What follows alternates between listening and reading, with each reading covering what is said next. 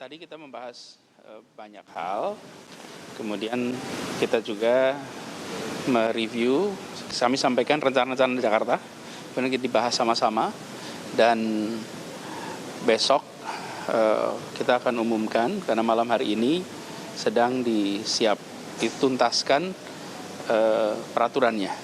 Jadi nanti ketika kita mengumumkan sudah dalam bentuk peraturan yang ada pasal-pasalnya, ada perincian detail sehingga tidak terjadi interpretasi yang beda-beda.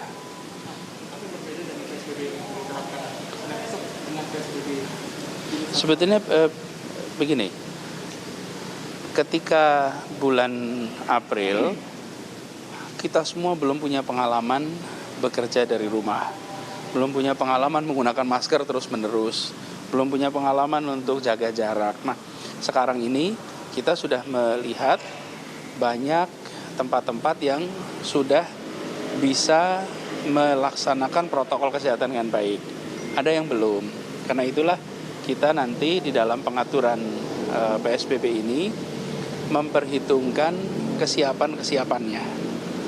Jadi ada sektor-sektor yang masih bisa beroperasi dengan kapasitas terbatas karena memang terbukti di sektor itu tidak ada kegiatan-kegiatan yang menjadi klaster khusus. Yang paling banyak itu kan memang di perkantoran. Karena itu nanti utamanya akan banyak mengatur di perkantoran. Selain perkantoran, apakah ada sektor-sektor lain yang akan difokuskan pengetatannya, Pak? Oh, kalau pengetatan semua sektor akan ada pengetatan. Jadi saya harus garis bawahi ya, bukan pelarangan. Jadi bukan pelarangan, tapi ini adalah pengetatan, pembatasan. Jadi artinya tetap berkegiatan, tapi ada batas-batasnya yang lebih ketat untuk memotong mata rantai. Apa? Oh enggak, kalau mobilitas keluar dan lain-lain tidak, tapi lebih pada interaksi di Jakartanya. Artinya pemerintah pusat untuk saat ini mendukung adanya PSBB di DKI atau seperti apa tadi hasil dari pertemuannya? Iya, kalau soal mendukung PSBB-nya mendukung. Jadi pemerintah mendukung, pemerintah pusat juga menyadari bahwa di Jakarta terjadi lonjakan yang cukup signifikan di bulan September ini. Jadi itu mendukung dan sama-sama kita menyadari bahwa tanpa kita membereskan kesehatan tidak mungkin perekonomian bisa bergerak kembali. Jadi itu ya kami sama. Jadi menurut saya besok ketika nanti melihat detail perinciannya akan lebih clear. Sedikit mungkin Pak, selain dengan pusat, apakah koordinasi dengan misalnya adalah Jawa Barat ini sudah dilakukan juga Pak? Tadi juga hadir Gubernur Jawa Barat, meskipun nanti pengaturannya itu di level wali kota dan bupati, karena memang ini adalah pengaturan kewenangannya kan di mereka. Dan tiap-tiap wilayah punya tantangan yang beda-beda. Gitu ya?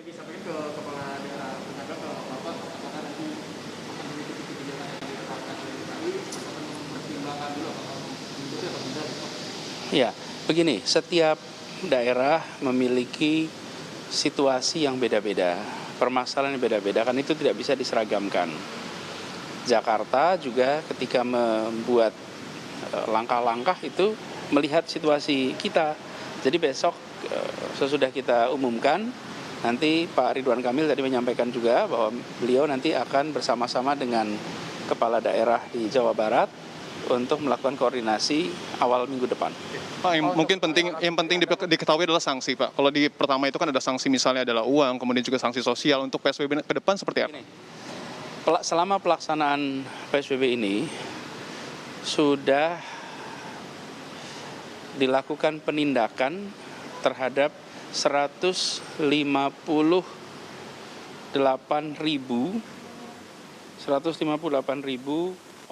orang lembaga yang melakukan pelanggaran.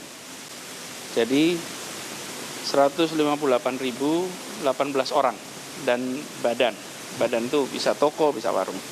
Kemudian denda itu sudah ditegakkan atau sudah mengenakan denda sebesar 4.333.000.000. Saya ingin sampaikan di sini, Jakarta ini bukan saja sudah punya aturan, Tapi Jakarta itu sudah menegakkan aturan dan sudah mendisiplinkan 158.000 lebih pribadi dan badan yang melakukan pelanggaran. Jadi kami itu levelnya bukan level baru bikin aturan, kami levelnya sudah menegakkan dan bisa diukur. Jadi kalau ada yang tanya apakah penegakan sudah dikerjakan. Lalu Jakarta memiliki 5.000 orang petugas, ditambah 5.000 ASN yang diberikan ke tugas khusus untuk menjadi penegak peraturan. Tapi saya perlu garis bawahi di sini. Yang terjadi dalam konteks penularan itu terjadinya di ruang-ruang semi-private dan private. Saya beri contoh, kita ini di ruang terbuka, di tempat umum, di transportasi pakai masker. Sampai ke kantor, dalam rapat, satu, tidak memperhatikan jumlah orang di dalam ruangan. Nanti belum tentu pakai masker. Nah, karena itulah yang kita perlu sama-sama mendisiplinkan, disiplin antar kita sendiri, saling mengingatkan supaya bisa mencegah penularan ini. Kalau yang di area umum masih mudah untuk ada penegakan. Tapi begitu masuk area yang private atau semi-private, ya antar kita yang harus sama-sama menjaga. Gitu ya. Makasih.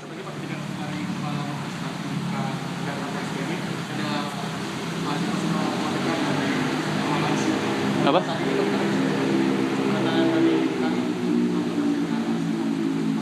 Ya, jadi ke depan seperti permintaan kita kemarin bahwa orang-orang yang terpapar tanpa gejala atau gejala ringan akan diisolasi secara terpusat terkendali.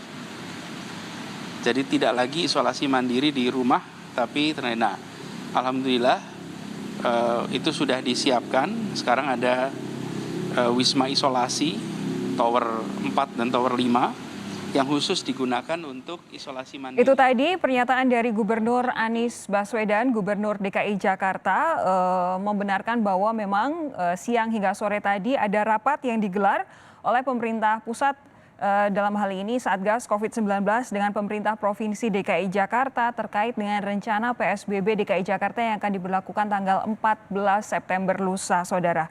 Katanya malam hari ini akan dituntaskan peraturannya, sehingga besok ketika konferensi pers pada pukul 13 waktu Indonesia Barat, sudah ada perincian yang lebih detail bagaimana tentang peraturan-peraturan terkait dengan PSBB. Menurut Gubernur DKI Jakarta Anies Baswedan, pemerintah pusat mendukung PSBB dikembalikan menjadi PSBB penuh karena menyadari bahwa tanpa membereskan kesehatan tidak mungkin untuk menggerakkan ekonomi. Anies juga menyebut bahwa Gubernur Jawa Barat tadi juga hadir rapat, tetapi pengaturan ada di level wali kota dan juga bupati di daerah-daerah penyangga DKI Jakarta. Kita nantikan besok konferensi persnya apa bentuk atau apa yang akan terjadi pada saat PSBB penuh diberlakukan di DKI Jakarta mulai hari Senin lusa.